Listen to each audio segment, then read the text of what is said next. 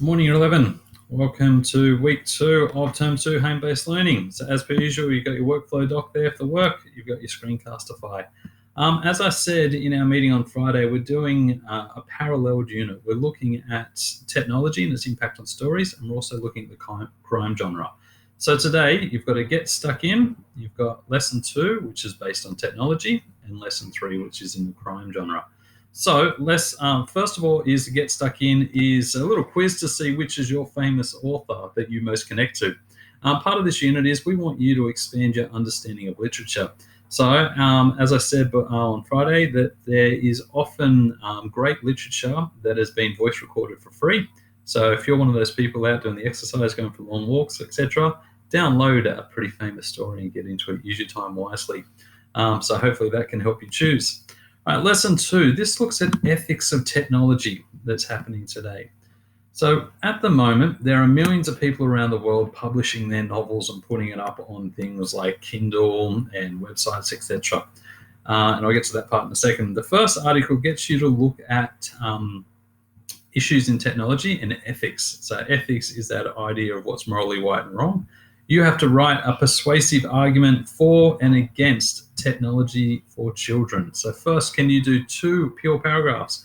1, arguing for the use of technology. Home-based learning is obviously a great example, but also arguing against it. So the fact that my kids are right into YouTube at the moment, my son's right into basketball, and he's watching a lot of basketball videos full of swearing and things like that, so I've got to monitor it. So what is it exposing them to? Then secondly, this is back to my idea of the Kindle publishing, people publishing their novels at the moment. There are millions of ways that people can publish their stories online. So what are the positives about that? The fact that now that we don't have to wait for publishing houses to tell us what to read, everyone has the ability to be exposed, etc. is great. But negative, if we have millions of stories out there, out of those millions, how many of them are actually going to be good? I often think of Twitter and Facebook and things like that. Everyone now has an opinion. Just because you've got that ability to put the opinion out there doesn't actually mean the opinion's worthy. So what are the negatives within that? Then lastly, there's an article there based on the idea of how do we experience art. If you hover over it, there's if it's going to work.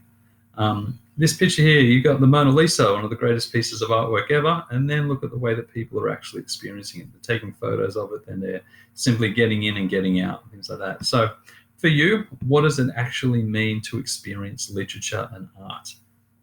All right, so that is lesson 2. So that's looking at the ethics behind the way that we use technology, and we'll talk about that more in our Zoom Meet lesson. Then we jump over number 3, which moves into the crime genre. So first of all, you've got a Prezi to look at that gives us a bit of context behind what actually is the crime genre. I want you to look at that and make your own notes. Then I want you to do a bit of research into Sherlock Holmes and the author, Arthur Conan Doyle. Now, always remember, Arthur Conan Doyle is a real human. He's Scottish and he wrote it. Sherlock Holmes is a fictional character. So you're trying to work out things like when and where was Arthur. So give some background on Arthur Conan Doyle, when and where was he born. Then some information about Sherlock Holmes. What are the characteristics of Sherlock? How did he solve his crimes, etc. Then question 2 asks you to look at all the characteristics of Sherlock Holmes beyond Arthur Conan Doyle. So there's lots of movies out there on Sherlock Holmes. There's lots of TV series. There's even computer games. All of this understanding of Sherlock Holmes comes after Arthur Conan Doyle.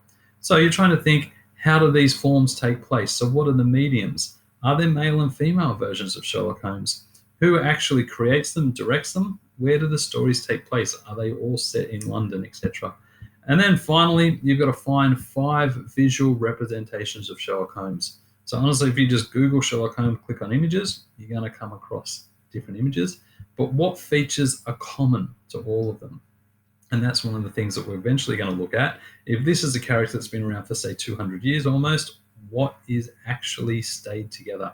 If we've got male and female different versions of Sherlock Holmes, how do we keep them together? Alrighty, and that is it. So we'll get together in our Zoom meeting and we'll look at those 2 different parallels. So once again, you've got to think, this is your opportunity to learn about literature, this is about ethics of technology, and this looks at crime genre. All right, guys, have a great day.